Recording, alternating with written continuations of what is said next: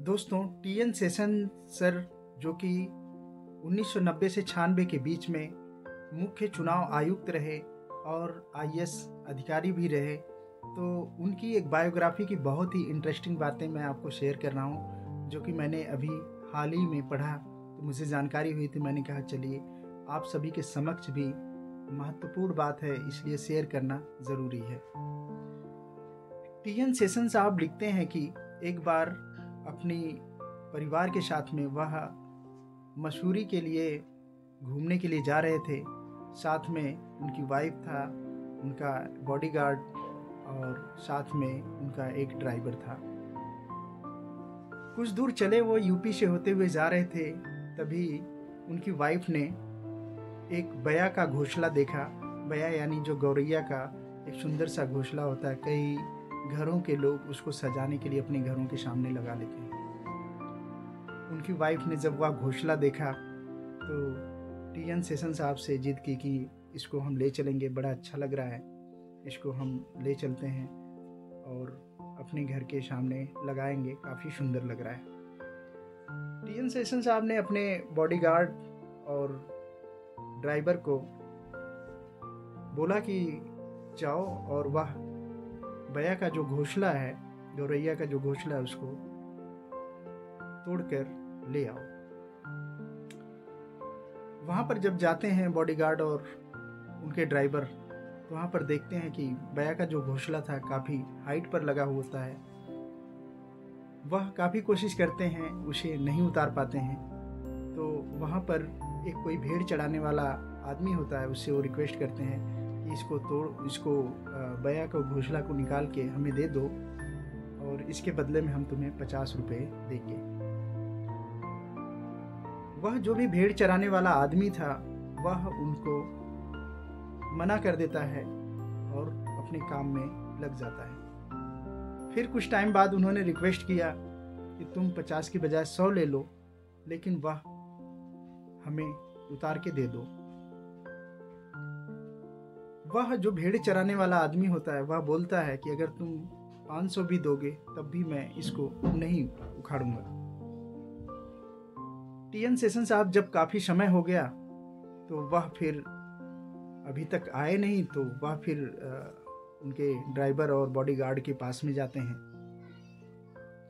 तो उनसे पूछते हैं, तो उन्होंने बताया कि हमने इसको पैसे का भी लालच दिया, लेकिन यह उतार नहीं रहा है और जो घोंसला है काफ़ी ऊंचाई पर लगा है।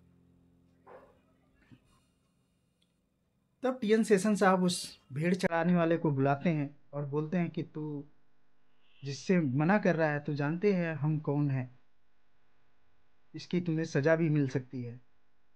तो उस भेड़ चराने वाले ने कहा कि आपको जो करना है वो कर लो, लेकिन मैं इस बया के घोंसले को आपको तोड़ के नहीं दूंगा।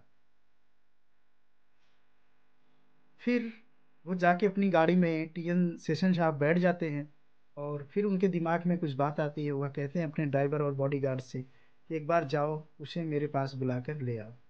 बॉडीगार्ड और ड्राइवर दोनों जाते हैं और उस भेड़ चराने वाले को अपने पास में ले आते हैं बुला के। तो टीएन सेशन साहब उससे पूछते हैं कि ये बता, इतने सारे पैसे दे रहे हैं और यहाँ पर ज़मीन तेरी है, तेरे पास साधन भी है, सब कुछ कर सकता है, पैसे कमा सकता है, फिर भी तूने ऐसा क्यों नहीं किया। तो जानते हैं दोस्तों, उस भेड़ चराने वाले ने क्या जवाब दिया। भेड़ चराने वाले ने कहा, साहब इसमें जो आपने बया का घोंसला मांग रहे हैं, उसमें बया के 2 बच्चे हैं। जब बया लौट कर वापस आएगी और इस घोंसले में अपने दोनों बच्चों को नहीं पाएगी, तो उस पर क्या बीतेगी। फिर टीएन सेशन साहब सारी बातें समझ गए। टीएन सेशन साहब समझ गए कि मैं एक बड़ा अधिकारी, आईएएस अधिकारी और चुनाव आयुक्त होते हुए भी इतनी बड़ी बात नहीं समझ पाया जो एक भेड़ चराने वाले ने मुझे सिखा दिया। वह जीवन पर्यंत इस चीज़ को भूल नहीं पाए। कहते हैं ना दोस्तों, humanity is the best policy. जीवन में संस्कार का होना और जीवन में इंसानियत का होना, जीवन में दया का होना बहुत ज़रूरी है। आप कितने भी बड़े अधिकारी बन जाएं, कितने भी बड़े पढ़े लिखे हो जाएं, लेकिन अगर आपके अंदर इंसानियत नहीं है, आपके अंदर दया नहीं है, प्रेम नहीं है, करुणा नहीं है, तो आपका जीवन निरर्थक है। ये समझ लीजिए कि आप सिर्फ अपने लिए जी रहे हैं, आपसे बड़ा स्वार्थी कोई नहीं है। वास्तविक कहानी पसंद आई हो तो आप लाइक, शेयर और कमेंट ज़रूर करें। बहुत बहुत धन्यवाद।